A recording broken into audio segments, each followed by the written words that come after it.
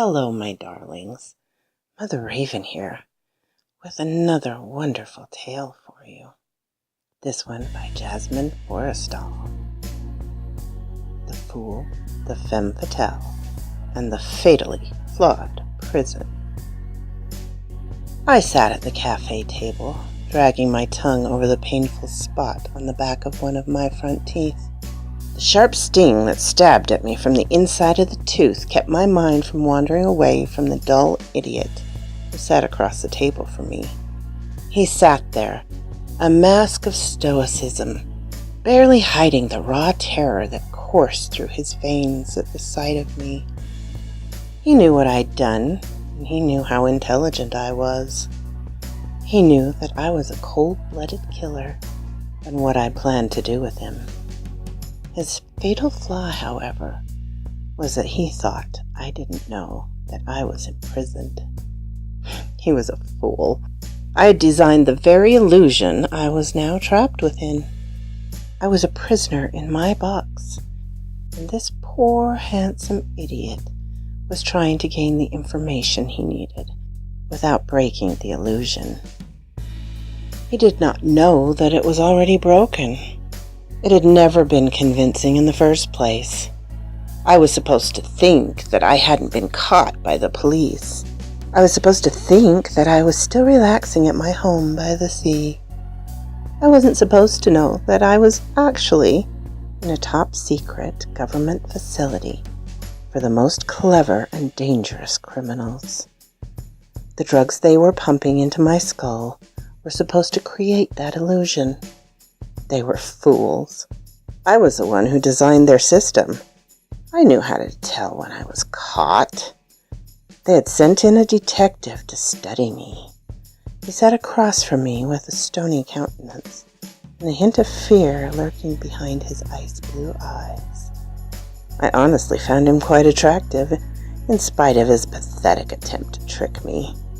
He was a curious fellow. He wanted to know how I overpowered men twice my size and managed to drag the bodies down to my basement. He wanted to know how the computer I had made of flesh functioned. He wanted to know how I kept them alive for so long without their bodies. Unfortunately for him, his plan would be futile for a number of reasons. For one thing, as I mentioned before, I knew how to tell when I was in my own invention. I had placed specific alerts that would tell me when I was trapped. The white dove landing on the branch of an oak tree and beating its wings thrice, and the toothache were only two of those telltale signs. There was also a specific surreal quality that the cage held. It had a dreamlike feel to it. Most people would not notice this, or dismiss it as a mere trick of the mind. But I knew what it meant. I was trapped, but not for long. My companion raised his glass of wine to his lips. This was supposed to be a date. In the real world, I may have left the man alive. I was beginning to like him. He was supposed to be my next victim in this fantasy land, in order to show them how I did what I did. I would do so, but I had a plan. We finished our dinner with haste, as if he were anticipating the evening ahead as much as I was. We then began our long walk home. Along the way, I flirted with and teased him. He was fully convinced that I thought this was real. All I had to do was act like I was trying to seduce him. I had seduced all of my other victims with relative ease. I am an incredibly beautiful woman, and my charisma is matched by none. Slight break.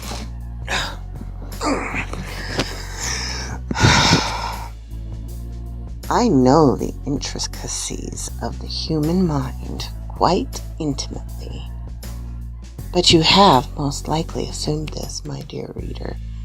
After all, I know enough about it to create an illusion that feels real with nothing but some drugs and computers.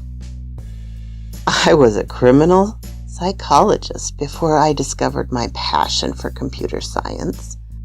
I worked for a specific branch of government that specialized in keeping the smartest criminals contained. Most of these individuals had escaped a supermax prison in the past. I realized that the trick was to make them think that they were free. That's how I came up with the idea of the illusion. My department didn't have the funds to hire others to help me, so I wound up designing and building it all myself. This was an easy way to study the greatest criminal minds in captivity. I would let them kill the computer programs and observe their brainwaves. I wanted to know what made them tick.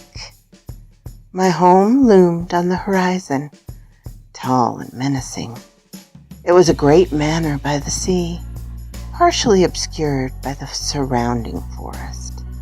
I inherited it from my mother, who purchased it for the privacy. My family and I have always valued our privacy. My mother was a killer too, though she merely murdered the men in her life for sport, rather than for the good of science. That's what always set my mother and me apart.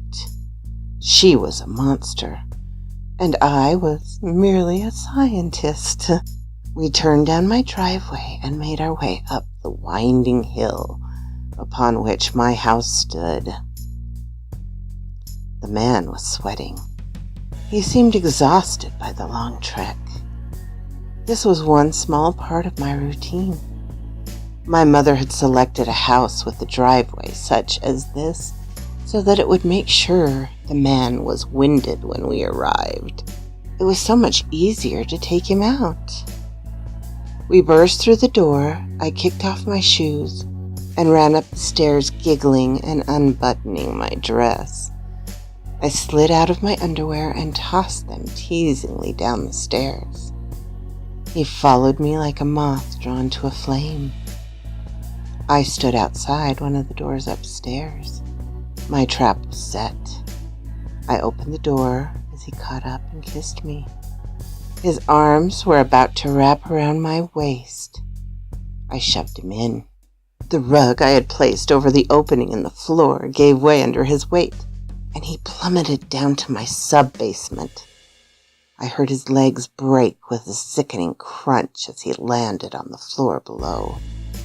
My mother had designed this pitfall. She had shown me how to access the lower level of the house through a hidden stairway behind a bookshelf downstairs. I took my time descending the winding staircase, enjoying his ghastly cries of anguish. Those stupid government officials didn't realize that if they sent a real person in, that person would sustain the same injuries in real life. They had never done this before. They shouldn't have tested it on me. This idiot should never have volunteered for such a suicide mission. They couldn't unplug him now, otherwise he would die. I designed the illusion so that it would have that exact flaw. Once a person was injured, it would require a certain code to get anyone out. That code would have to be delivered from the inside. That was where the man's brain would come in handy. I could make it into the computer I would need to escape. I designed that loophole in case of the exact situation I was in. It really did come in handy. It took me 6 straight hours to transform his brain into a computer. I shall not write the specifics here, but somehow I made it so this computer would shut down the virtual prison, as well as any power in the facility. In other words, they were screwed. That would teach them not to mess with me. I don't remember much about my escape. All I know is that the prison was severely understaffed. and it was easy for me to slip past the few guards there were in the darkness of the blackout. I overpowered them easily. They were pathetic. I am free again and enjoying every minute of it. So quoth this raven.